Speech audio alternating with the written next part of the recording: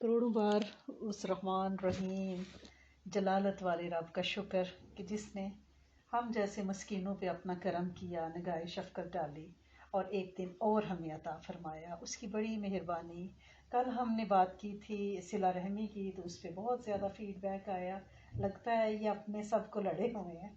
तो हर एक का था कि क्या करें अगर कोई अगला ना माने। आपने कोई इलाज तो सही तरह बताया नहीं है। आपने कहा है कि उनकी रूह को इस साल करें, तो क्या जिंदू को भी हदिया कर सकते हैं जिक्र का, इस हाल सवाब जिंदू को कर सकते हैं। तो जी आप सबसे पहली बात तो ये है कि कोई जिक्र करके, जैसे सूरत फातिहा 3 दफ़ा इखलास पढ़ के अपने रूठे हुओं को हदिया कर सकती हैं। इंशाल्लाह वो राज़ी होंगे। अगर फिर भी आपको लगता है कि आपका ख्याल है मैसेजेस को देख के कि थोड़ा सा मुश्किल केस है, बाज़ टेस्ट केस होते हैं ना, तो उसके लिए पहले तो आप अल्लाह से सब्र मांगे। ठीक है, या अल्लाह या सबूर पढ़ा करें, अल्लाह का नाम है। क्योंकि हम में पेशेंस होगी ना, तो फिर हम ये टेढ़े मेढ़े थोड़े जो रिश्ते हैं इनको निभाएंगे। हम खुद भी बड़े टेढ़े हैं, दूसरे नहीं है। असल में टेढ़ दोनों तरफ होता है। हम कहते हैं हम बड़े सीधे, हर कोई यही कहता है। जैसे हर कोई समझता है ना वो बड़ा हसीन है, सेम हर कोई ये समझता है कि वो बहुत अच्छा है। हालांकि गलतियां, कमियां, कुताइयां बशर है ना, खैर व शर से बने हैं, हम पे होती हैं। तो सबसे पहले तो अपने लिए सब्र अल्लाह पाक से मांगा करें कि अल्लाह करीम मैं इन मुश्किल मरहलों में जहाँ के सिला रहमी का मामला है, मैं कमज़ोर ना पड़ूँ। अल्लाह सोने मैं पेशेंस लूज़ ना करूँ, टेम्परामेंट मेरा स्ट्रांग हो जाए। तो आप या अल्लाह या सबूर पढ़ा करें। आदत बना लें, हर नमाज के बाद 3 बार 7 बार पढ़ लिया करें इस तसव्वुर के साथ। और फिर जमजम की दुआ इसके लिए बहुत अक्सीर है। अब जमजम पीते वक्त जो दुआ पढ़ते हैं ना, अल्लाहुम्मा अस्सअलुका का इल्मन नाफियन व रिज़्क़न वासियन व शिफान मिन कुल्लि दाइन। ये हमारे दिलों के रोग है। हम यहाँ पे कह रहे हैं अल्लाह मेरे हर मर्ज की मुझे शिफा दे दे। तो उस वक़्त आप ये कदूरतों का और ये रिश्तों को तोड़ने का ये सारा तसव्वुर झगड़ों का करके ना, आप अब जमजम की दुआ पढ़ा करें। जमजम में शिफा, जमजम की दुआ में शिफा। आप ये दुआ पढ़ा करें जब आप कहें ना शिफा मिन कुल्लि दाइन, तो उस वक़्त अपने दिल के और दूसरों के दिलों की जो आपको थोड़ी बहुत कमियां कुताइयां नजर आती हैं, उसके तसव्वुर से इस दुआ को पढ़ा करें। तो इंशाअल्लाह अज़ीज़, इंशाअल्लाह दिलों की वो कदूरतें, वो मैल कुचैल सारे दूर हो जाएंगे जो शैतान ने हमारे दिलों पे एक्चुअली गर्द डाल दी हुई है, ताकि हम रिश्तों का वो जो सुख सकीनियत और फैज़ है वो उससे महरूम रहें। क्योंकि जब हम अपने रिश्तेदारों से नाराज़ हैं तो हमारे हमारे बच्चे उन सच्ची मोहब्बतों से महरूम हैं। वो फुफ्फियों, चाचियों, दादियों, नानियों, खालाओं की वो सारी। क्योंकि जब हम घरों में बात करते हैं तो फिर हमारे बच्चों के दिल उठ जाते हैं, फिर मेल मिलाप नहीं होता रिश्तों में, एक दूसरे को घूरते हैं। और बच्चे बहुत तेज़ हैं, वो सुनते रहते हैं और उनके अंदर वो नफ़रतें पलती रहती हैं। तो इसलिए अपने बच्चों के सामने ना तो डिस्कस करें इन चीज़ों को, ताकि उनके दिल वो एक सेहतमंद पॉजिटिव रवैया लेके बड़े हों। होता ही है कि बच्चे बैठे होते हैं, हमें पता ही नहीं होता, हम रिश्तेदारों की कमियां कुताइयां बयान करते। एक तो हम गीबत का गुनाह ले रहे हैं, दूसरा अपनी नस्ल की जड़ों को खोखला कर रहे हैं, उन्हें उन्हें नफरतें करना सिखा रहे हैं, उन्हें बैर अपने दिल में परवान चढ़ाना सिखा रहे हैं। तो प्लीज़ ये ना करें।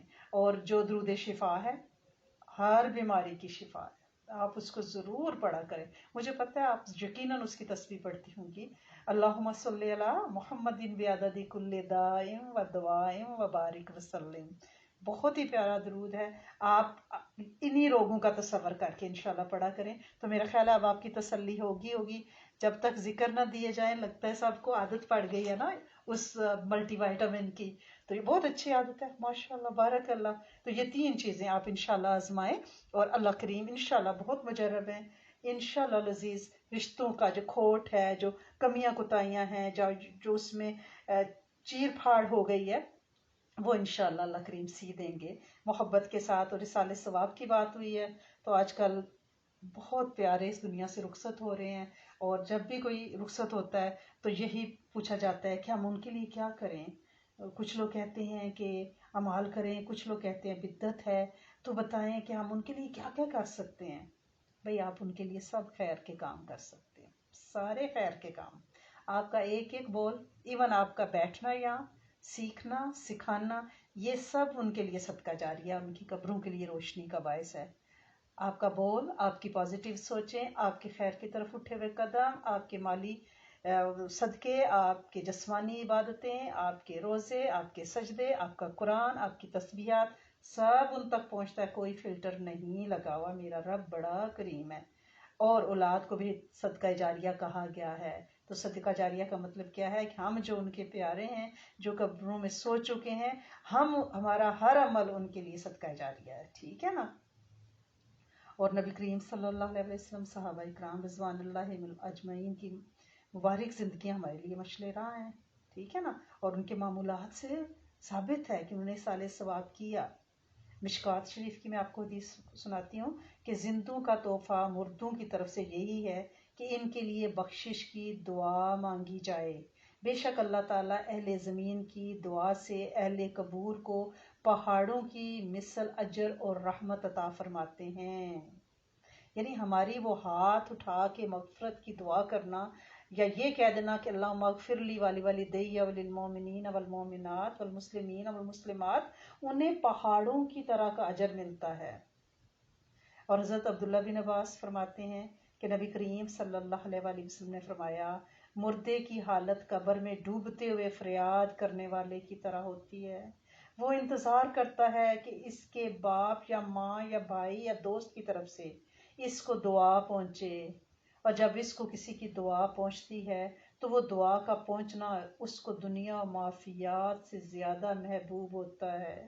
یہ بھی مشکوٰۃ شریف میں ہے۔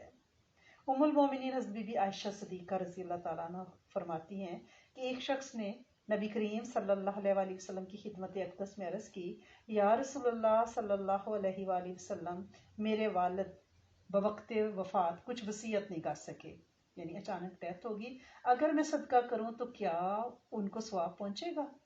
آپ نے فرمایا ہاں۔ ابو داؤد کی یہ روایت ہے۔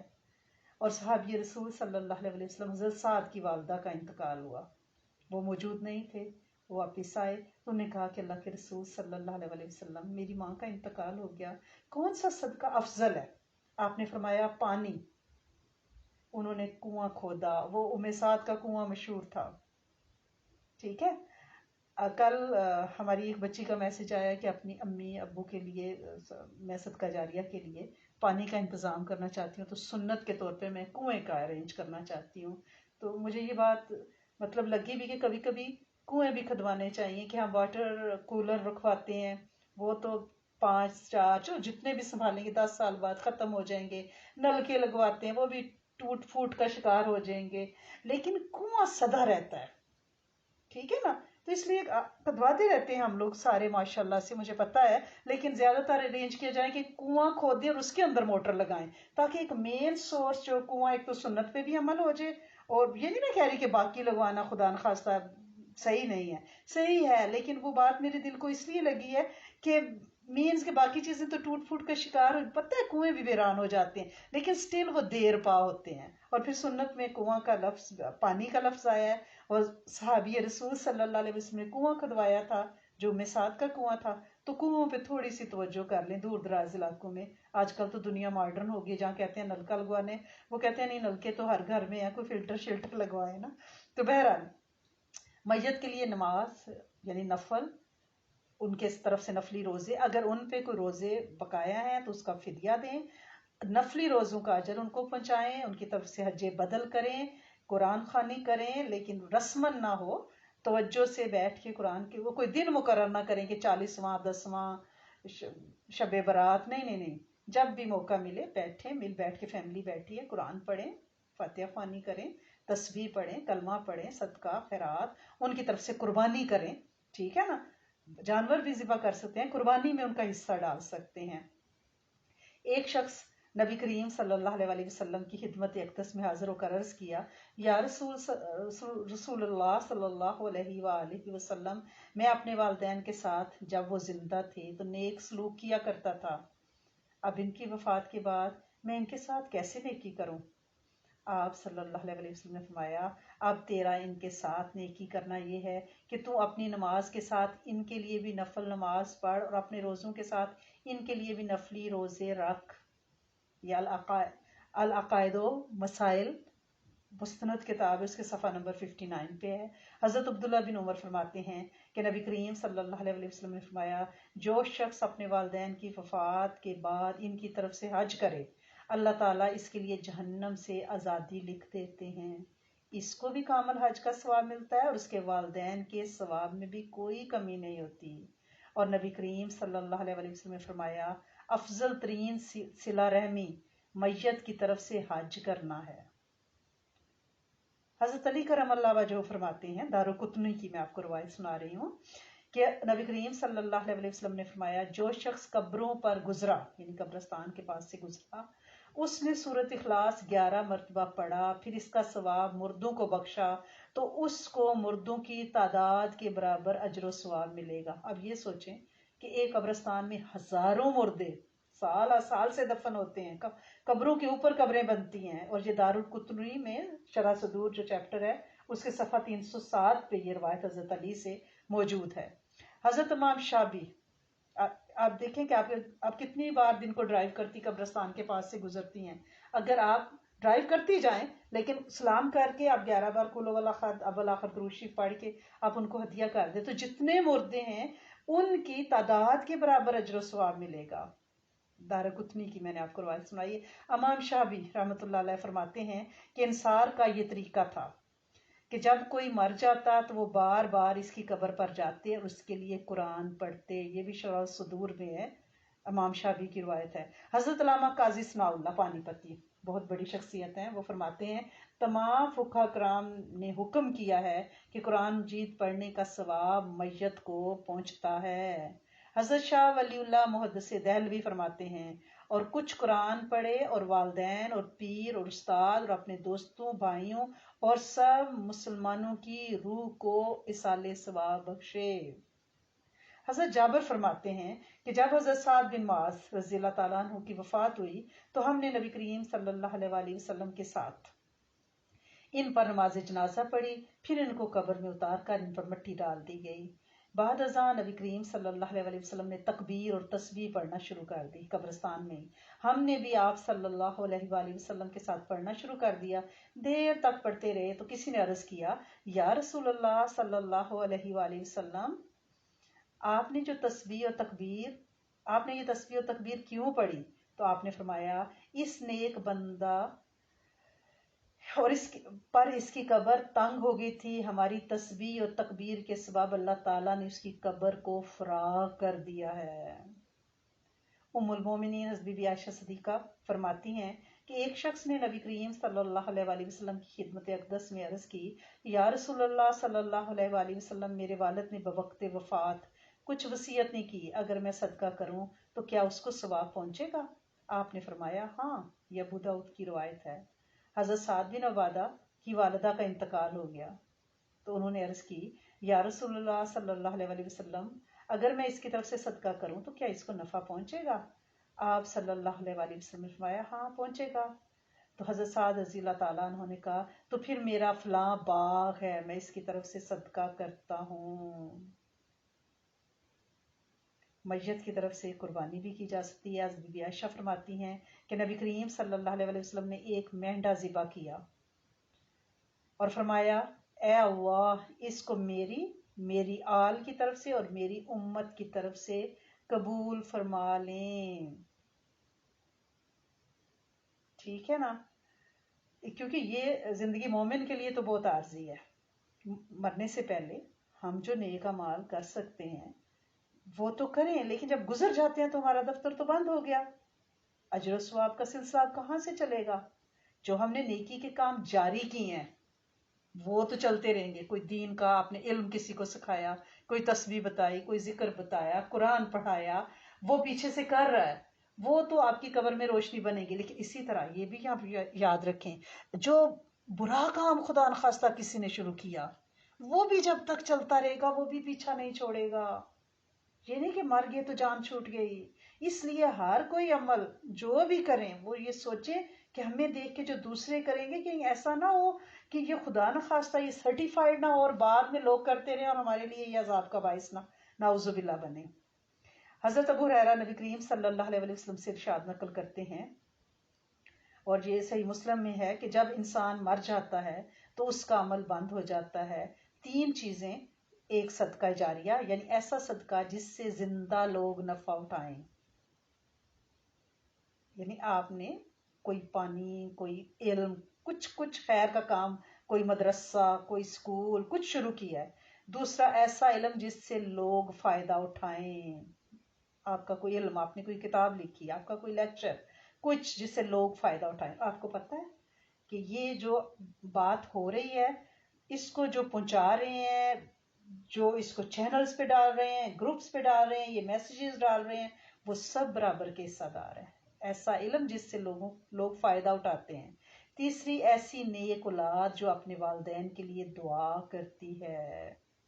یہ چیزیں مستقل، یعنی یوں سمجھے کہ ایک کنٹینیوس چیکنگ اکاؤنٹ ہے جو قبر والے ڈرا کراتے رہتے ہیں.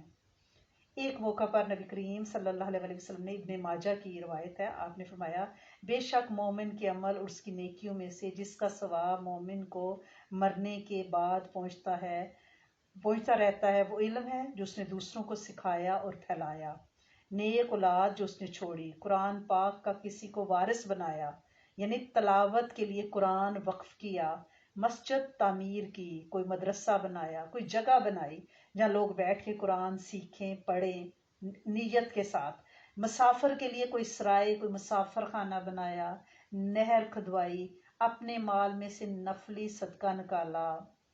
تندرستی اور زندگی میں ان چیزوں کا اجر ہے اور مرنے کے بعد بھی پہنچتا رہے گا. اب ہم کسی اس بحث میں نہ پڑیں کہ یہ پہنچتا ہے کہ وہ پہنچتا ہے. کوئی فلٹر نہیں لگا ہوا، ہر خیر کا کام میت تک پہنچتا ہے. حضرت انس بن مالک نے نبی کریم صلی اللہ علیہ وسلم سے دریافت کیا کہ میرے ماں باپ آپ پر قربان ہوں یا رسول اللہ صلی اللہ علیہ وسلم، ہم اپنے مردوں کے لیے دعا کرتے ہیں، ان کے لیے صدقہ کرتے ہیں، ان کی طرف سے حج کرتے ہیں، کیا ان اعمال کا ثواب ان مردوں تک پہنچتا ہے؟ آپ صلی اللہ علیہ وسلم نے فرمایا ان کو ثواب پہنچتا ہے اور وہ اس سے خوش ہوتے ہیں جیسے تم میں سے کوئی خوش ہوتا ہے جب اسے کوئی کھجور کا طبق ہدیہ کیا جائے. اور ایک اور حدیث میں ہے جس شخص نے اپنے والدین یا دونوں میں سے ایک کی قبر کی زیارت کی اور قبر کے پاس یاسین شریف پڑھی تو اس کی مغفرت ہو جاتی ہے. اصالہ ثواب کا ہمارا مقصد کیا ہوتا ہے؟ نیتیں تو دیکھیں نا کہ اللہ تعالیٰ اس کی برکت سے میت سے کے عذاب میں کمی کر دیں، ہٹا دیں، دور فرما دیں. کبھی میت کی درجات کی بلندی، کبھی میت پہ ہمیں پیار آتا ہے، شفقت آتی ہے، ترم ہوتا ہے. کبھی اس مقصد کے لیے کہ میرے والدین ہیں، میں ان کے مجھ پہ احسان ہیں، میں ان کے بدلے کے طور پہ ایسا ہوتا ہے. ایک ایسا بھی ہوتا ہے کہ خود اجر و ثواب کے ہم مستحق ہونا چاہتے ہیں کہ ہم نیکی کر رہے ہیں، نیکی کا کام، اس سے ہمیں اجر ملے گا. ٹھیک ہے، سارے دینی مقصد ہیں، کوئی دنیا کا اس میں مقصد نہیں ہے. جیسے کہ حدیث شریف میں آیا کہ جو شخص قبرستان گیا، یاسین پڑھی تو اللہ تعالیٰ اس دن مردوں سے عذاب میں کمی کر دیتے ہیں اور مردوں کی تعداد کے برابر پڑھنے والے کو اجر دیتے ہیں. اور پھر میت کے نفع کے لیے نیک اولاد کا ذکر بار بار حدیث میں موجود ہے کہ جب وہ مغفرت کی دعا کرتی ہے تو والدین کی بخشش ہو جاتی ہے. اور اس کے لیے مختلف طریقے ہیں، چاہے مالی عبادت کریں، صدقات دیں، خیرات دیں، مسکین حاجت مند کو کھانا کھلائیں، پانی پلائیں.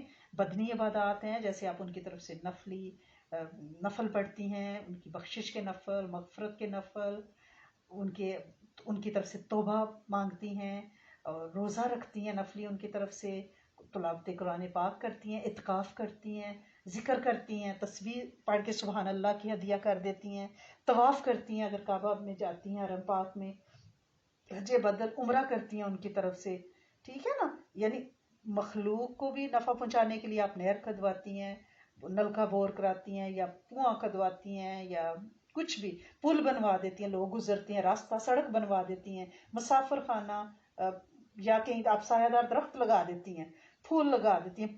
یعنی لوگوں کی پارک میں کسی ایسی جگہ پبلک پلیس میں کوئی درخت لگا دینا کہ لوگ آتے جاتے اس کے سائے میں بیٹھے، پرند چرند اس کا پھل کھائیں. مسجد بنا دیتی ہیں، قرآن شریف مسجد میں رکھ دیتی ہیں، لے کے وقف کر دیتی ہیں، اپنی اولاد کو دینی تعلیم دلاتی ہیں. تو ان سب چیزوں کا راحت، خوشی اور ثواب میت کی طرف جاتا ہے.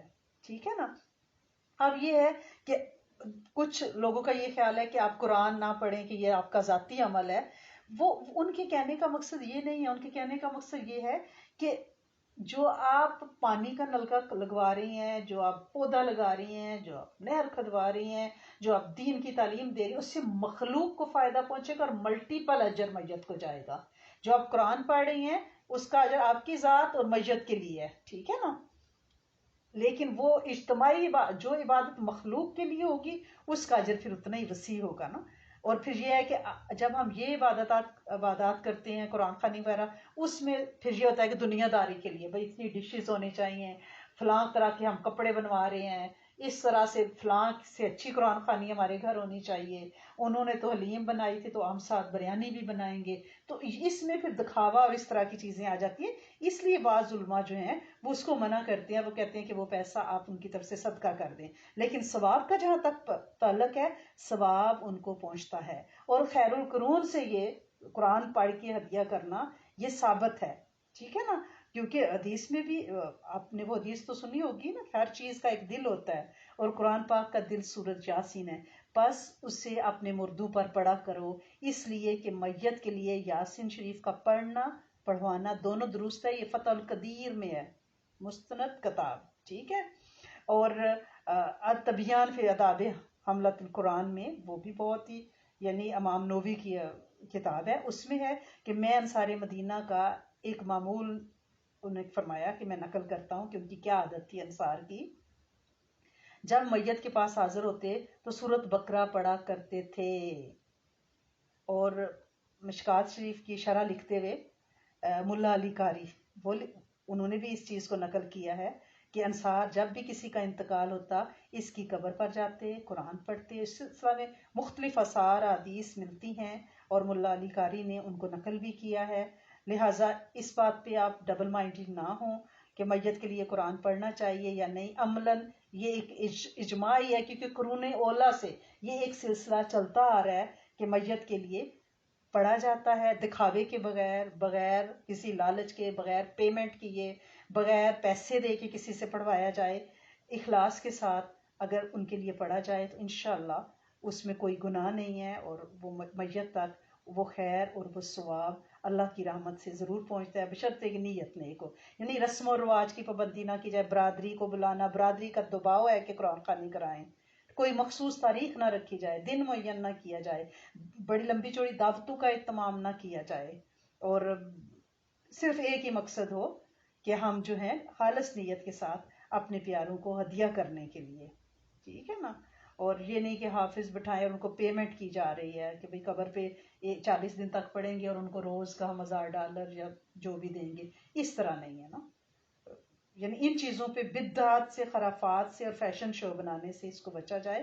ادروائز یہ ہے کہ خلاف شرع اس میں کام نہ کیے جائیں تو اس کا ثواب انشاءاللہ پہنچتا ہے. اور آپ اپنے رمضان ہیں، آپ اپنے پیاروں کے لیے بالکل جتنا بھی آپ پڑھ سکتی ہیں، جو کچھ بھی کر سکتی ہیں، ذکر کریں. آپ ان کے لیے دوسروں کو افطاریاں بھیجیں، ضرورت مندوں کو پاکستان میں آپ افطاری کا سامان تقسیم کریں.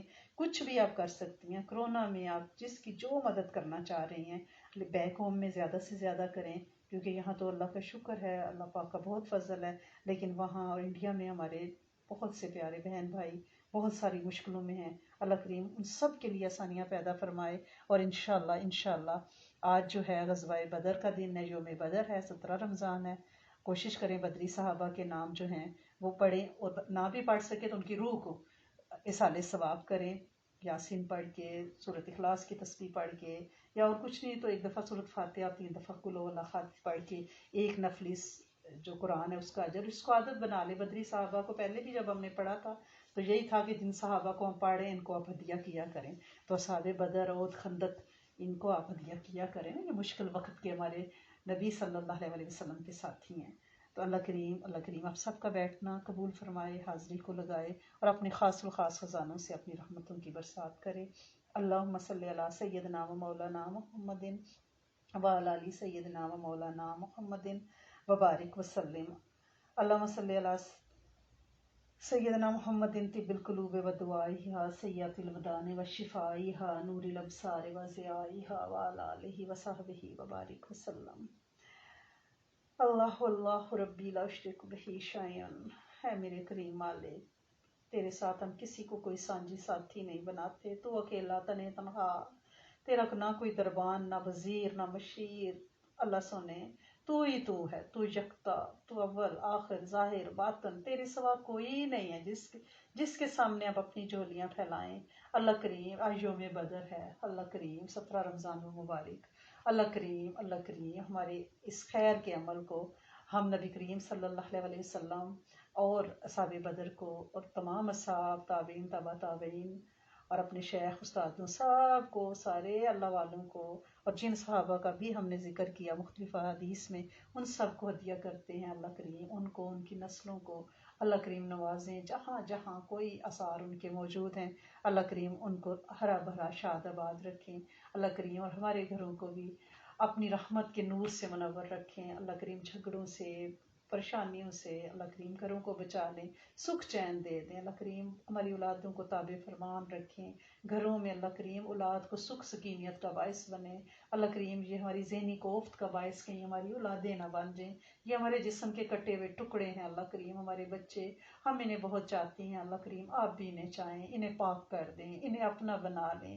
انہیں ایسا بنا دیں کہ یہ آپ کو پسند آنے لگے، ان کے چہرے مورے حلیے سب اللہ کریم قرآن و سنت کے مطابق کر دیں اللہ کریم، ہم اپنے تئیں جتنی کوشش کر سکتے تھے ہم نے ان کی تربیت کے لیے اللہ کریم، یہ تو نہیں کہہ سکتے کہ بہت کوشش کی، بس جو تیری توفیق تھی پھر بھی نالائق رہے، ہم اس پہ کوئی دعویٰ نہیں کرتے، تو اپنی رحمت سے ان کے دلوں کو بدل دے اللہ کریم، کائنات کے دل تیری 2 انگلیوں کے پوروں میں ہے میرے کریم مالک، انہیں اپنی طرف موڑ دے، بغیر کسی کڑے امتحان کے، محبت کی رسی سے باندھ کے انہیں اپنا بنا لے اللہ کریم، ہم انہیں چاہتی ہیں، تو بھی انہیں چاہ، انہیں پاک کر دے، انہیں اللہ کریم انہیں اہل بیت اور صحابہ کا نور عطا فرما، ہماری بیٹیوں کو اللہ کریم ان کی عزت، پردہ، شرم و حیا، شرم بھرم آنچل اللہ کریم لباس کی حفاظت فرما، اے میرے کریم مالک، ہمارے بیٹوں کی بھی عزتوں عصمتوں نگاہوں شرمگاہوں کی حفاظت فرما، انہیں نشوں علتوں ذلتوں برے دوستوں سے بچا،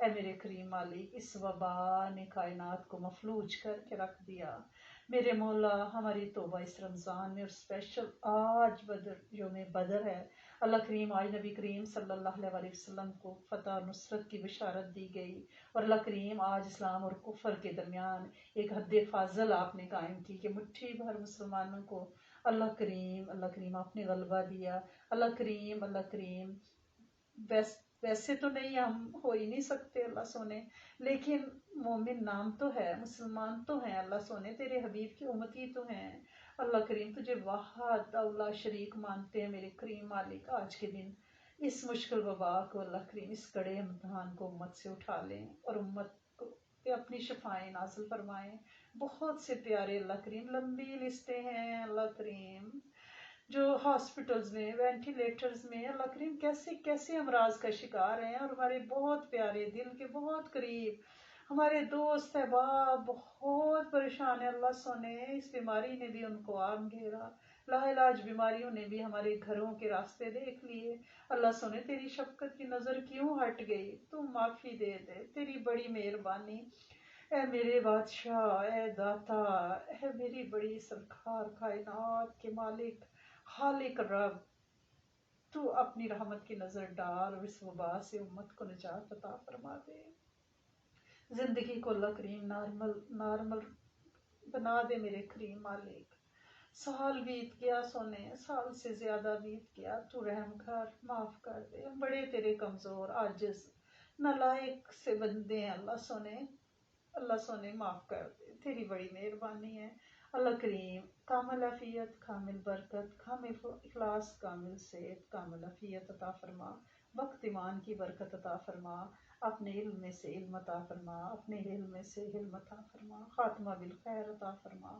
اپنی معرفت عطا فرما، جادو جنات نظر بد حسد سے بچا، رمضان کی پوری پوری تاثیر اور برکتیں عطا فرما جو قرآن و حدیث میں موجود ہیں اللہ کریم، جتنے لوگوں نے دعا کے لیے کہا، لکھا، چاہا، امید رکھی، نہیں رکھی، سب کی دعائیں قبول فرما اللہ کریم، جتنے اس دنیا سے گزر گئے ان کی قبریں روشن، ان کے لواحقین کو صبر اور جتنے اللہ کریم بیمار ہیں ان کو کامل شفائیں برکتیں اللہ سنے وہ ساری خیر عطا فرمائیں جو آپ صلی اللہ علیہ وآلہ وسلم نے چاہیں، ان سارے شرور سے پناہ عطا فرمائیں جن سے آپ صلی اللہ